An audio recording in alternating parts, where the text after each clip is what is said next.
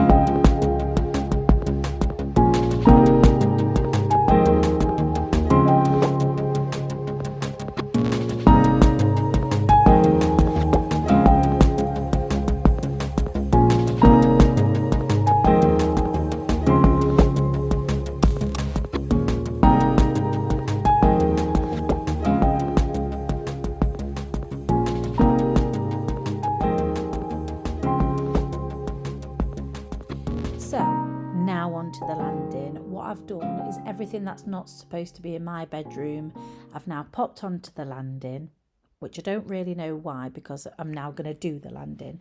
So I'm just going to start off by giving it a hoover because when we did Oliver's bedroom, the dust that came off that from doing all the sanding down and just moving everything, the dust was unreal. So I thought the best thing is to do is just to start off with a quick hoover, and then I'm going to go on to the handrail.